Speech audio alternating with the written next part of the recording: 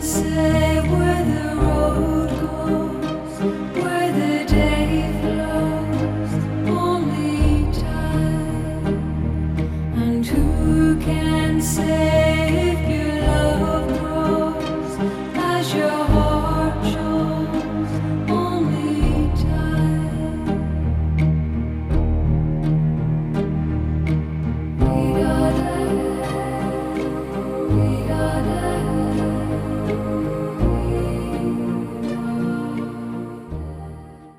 Okay, there. Good evening. You're most welcome to Revealed, and I'm very sure you enjoyed the first part of that interview with Andre Dede Ayew, the Black Stars midfielder, Olympic Marseille midfielder. Today, you get to see the other part of it, where he talks about playing for the Black Stars at the age of 17, and as well as the 2009 FIFA World Cup, and as well the big one, the FIFA World Cup in South Africa. You'll be hearing all the stories on this edition of the program. Let's go for a quick commercial break. When we come back, Andre Dede Ayew will be live on Revealed.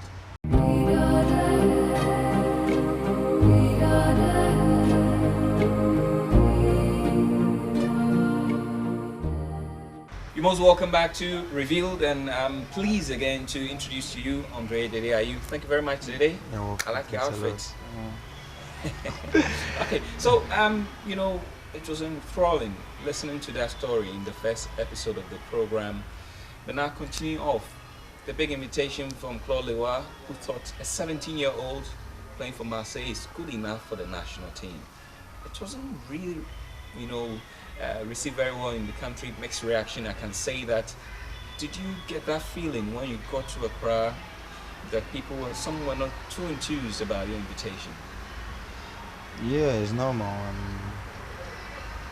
If when you get someone that people want you or like you, and you also have the feeling when it's the other way around. But it's not. It's not the fact that people did not accept it. I didn't have even the chance to prove, and there were already things saying. But for me it was funny. For me it was funny because when I remember then, I used to play in Marseille. Mm-hmm. Week in, week out. So why wouldn't they call me for the national team? If we call players who some don't play in their club then, or some play local league, some play. If I have the opportunity and I'm young, I think it's normal that a coach will push me and try to let me get the experience early. Mm-hmm. So, for me it was, I knew that it would change at the time because I was determined to make it change. And but even though that's how it was, I never stopped liking the country, or I never. No, it's it's part of the growing process, and you can't always have things smoothly. And you need to know how to be tough mentally and try to make things change around. How were you received by your teammates? There were some reports, I remember 2008, that some players also did not receive you very well in the national team. But generally, how did the team react to you? I think it was okay. I think there were some reports, a lot of things that were said were not true. A lot of things that were said were invented, but when I mean invented, so it's life, and I think I was well received by the players, and I didn't actually have any problem with. It's one thing they receiving you and one thing earning their respect. And I'm very sure somewhere in your mind you're always saying, well, if I get a chance, I'm going to prove to them that I'm good enough to be in the team. And you certainly got a chance in the game against Guinea. Yeah, well, I think anytime you're a player, you wait for your opportunity to come, and when it comes, you try to grab it. So yeah, that was what I was waiting for. To have the opportunity to play more and more, and that's where things started. Now, we're always having this discussion those days about how you stood up to Bobo Balde, that big, strong Guinean defender. He was this not too big man, just 17-year-old, and he stood up to him. I mean, right on the field, Ghana versus Guinea, and we were wondering. I mean, that's when people started really looking at you very well and thinking, wow, this might be something special for us. Well, I think, like I said, I always knew my quality. I knew I had to improve it to become a better player. And when you're 17, you cannot know everything in football. But I knew I had something that if I work on, I could make it. And that's why I was working hard. And I think we're on the pitch. And if you are big or you're small or you're young, we all play professional football. And that means we meet such players and we need to confront any situation that comes after, whether it works or not, you don't know. But what is important is to confront it and confront it boldly. It was heartbreak for the nation when we missed out on a place in the final. Cameroon eliminated us. Tell me the mood in camp after that game. I think we're very disappointed, because we were all like even thinking about the finals. That was what was in our mind, the finals, and I think we forgot that there was a semi to play. And it was just a little action, a little game play that just kept, spoiled all of us our dreams. But it's part of the game, and we managed to raise our heads and look forward. But it was very difficult for us. Now, you say we kept on thinking about the final and not the semi-final. You think we lacked concentration at some stage? I mean, in that respect. No, not concentration, but we're overconfident. Overconfident. Yeah, that's what maybe I feel, because we had the best players in Africa.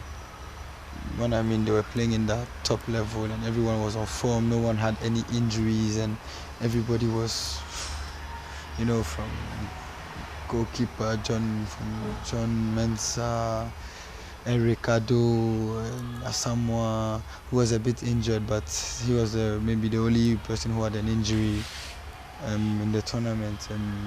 Had Agogo, we had Sule, we had Essien, we had Laye, we had a full squad with great players, so we knew that we were going to make it.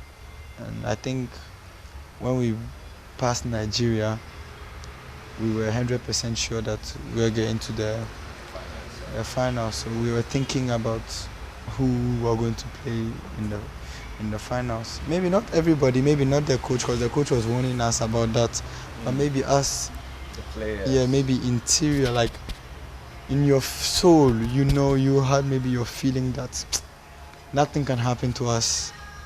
Was it a euphoria? We were hosting it, and I remember after every victory, people go out in the streets. We're winning the cup, and it sort of got to the players, because as we continue to talk about, these are top quality players who know their game. Yeah, maybe, but I think we're also professionals, and we know how to handle such pressure and such situations. But this one was very special, because we could see that the whole Ghana, even maybe someone who hates football, was watching the tournament that was for Ghana to win this cup, and we wanted at all costs to win the trophy in Ghana. That was what we wanted. We couldn't make it, so we're disappointed, but